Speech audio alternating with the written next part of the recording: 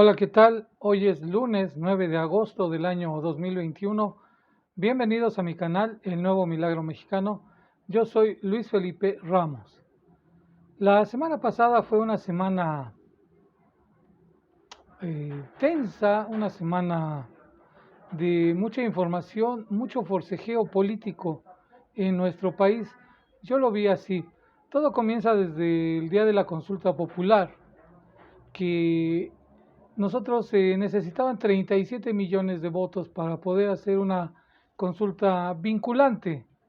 Era dificilísimo llegar a esa meta. Y lo sabíamos, y sobre todo con el sabotaje del INE, y obviamente con el sabotaje de los partidos políticos, y obviamente con el sabotaje de los empresarios, obviamente con el sabotaje de las televisoras, de los medios de comunicación, y en especial que el INE puso 100,000 casillas menos, solamente hubo 55,000 casillas. A pesar de eso, a pesar de eso, salieron a votar 7 millones de personas en una consulta popular constitucional que no se había hecho antes. Fue la primera vez que el pueblo de México tuvo acceso a una consulta popular que podía ser vinculante. El éxito de la consulta fue total porque desestimar 7 millones de votos y además haber hecho una consulta constitucional es absurdo. ¿Quiénes quieren desestimar todo esto? Obviamente la derecha y todos los que han perdido los privilegios durante este gobierno. Y obviamente los partidos políticos como el PRI y el PAN y el PRD, que se dan cuenta que la politización de este país va creciendo. Eso no les conviene a ellos porque a ellos les gusta tener un pueblo dormido, un pueblo agachón, un pueblo ignorante. La consulta sin duda es un éxito por todos lados, por donde se le vea. Si bien no ha sido vinculante, no quiere decir que la lucha se terminó o algo así, no. La creación de conciencia sigue y además existe una base dura, muy dura, de votantes que quieren que se investigue el pasado. 7 millones de votos ya los quisiera el PRI y el PAN para cualquier elección. Por lo tanto, esa consulta fue magnífica, fue muy buena, excelente, un éxito total a pesar de lo que digan los medios de comunicación, a pesar de lo que digan las televisoras, a pesar de lo que digan el PRI, el PAN. Obviamente a ellos no les gustó y tan no les gustó que están muy, muy enojados por los resultados de esa consulta popular. La semana pasada también fuimos testigos de la degradación total, porque solamente así se puede decir a lo que pasó en el Tribunal Electoral del Poder Judicial de la Federación, que son los que validan una elección, cualquier tipo de elección, y los que resuelven las elecciones en México. Pues resulta que se pelearon entre los magistrados de ese tribunal y se dio una especie de golpe de estado donde un esbirro, un lacayo de Felipe Calderón, se intentó apoderar de la presidencia de ese tribunal, echando fuera al anterior presidente, y este lacayo de Felipe Calderón, apoyado por los otros magistrados, queriendo hacerse de esa presidencia. ¿Por qué? Porque el Tribunal Electoral del Poder Judicial de la Federación, cuando emite sentencias, son sentencias firmes. No hay manera de defenderse ante esas sentencias. Es decir, si hay una sentencia firme del Tribunal Electoral, no tenemos derecho a un recurso de amparo, no podemos denunciar, no podemos hacer absolutamente nada. Eso es algo que no es deseable en una república. No puede ser que estos magistrados sean el poder total en materia electoral en nuestro país, porque entonces habría dos especies de poderes totales, que es la Suprema Corte y el Tribunal Electoral del Poder Judicial de la Federación.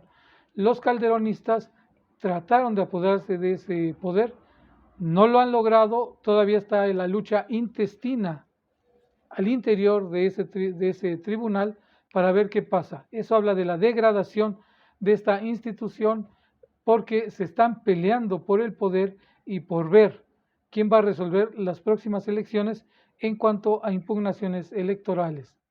Es decir, las mafias de la derecha intentan apoderarse del tribunal y estas mafias dirigidas por Felipe Calderón.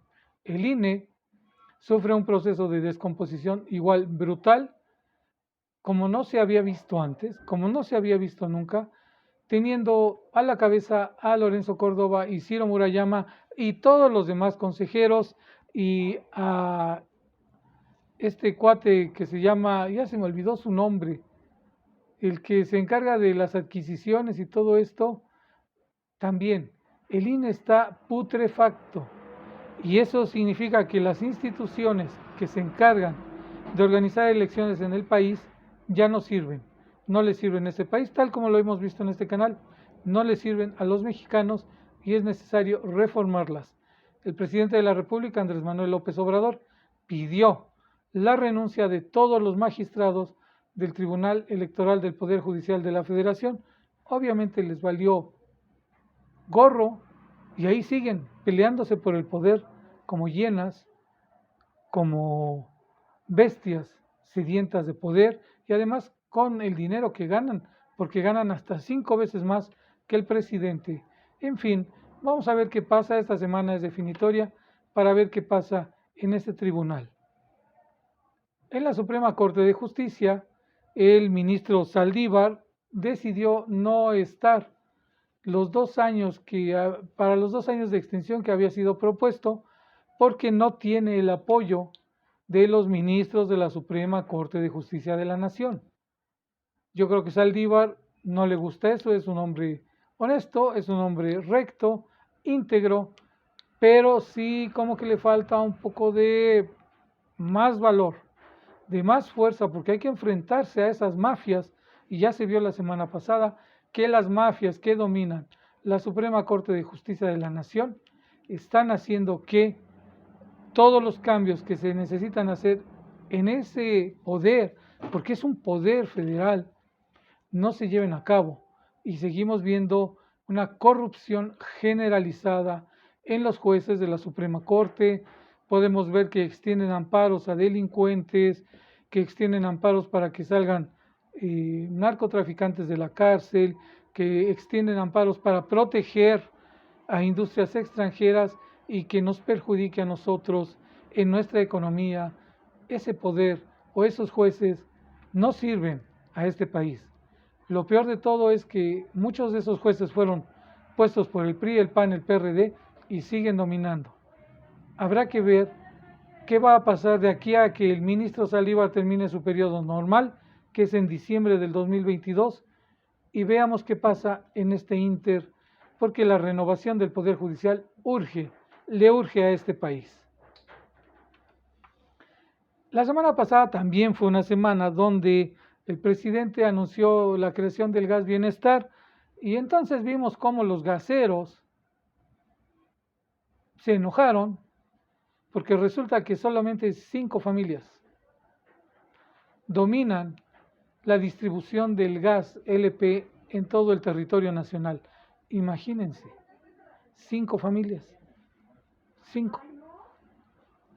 ¿Cómo puede hablarse de libre competencia cuando 5 familias tienen el monopolio del gas y entonces nos dejan ir los precios de gas al precio que ellos quieren? La semana pasada ya se enojaron porque el presidente lanzó, o mejor dicho, el gobierno lanzó un control de precios para el gas para que no lo puedan dar tan caro. Hicieron plantón, sacaron a las personas que entregan el gas a hacer plantón, pero ellos no son los del problema. Los del problema son los 5 que dominan la distribución del gas. Intentan enfrentar al gobierno y al poder del Estado. No van a ganar, pero sí nos podemos dar cuenta que es otra mafia más que tiene que enfrentar el gobierno del presidente López Obrador, porque hay mafias. Los gobiernos del PRI y del PAN hicieron mafias en todo, en todos lados, en el petróleo, en la cuestión eléctrica, en la cuestión eh, del gas, en la cuestión de las gasolinas con los guachicoleros. Hay mafias, en todos lados se crearon mafias. Estos gobiernos del PRI y el PAN no gobernaban, se dedicaban a administrar a esas mafias. Y entonces, pues no es fácil quitarlo porque hay un montón de gente de clase media, hasta vecinos de nosotros que trabajaban o trabajan en el gobierno federal, que están amafiados, que les gustan las mafias porque eso les reditúa en mucho dinero.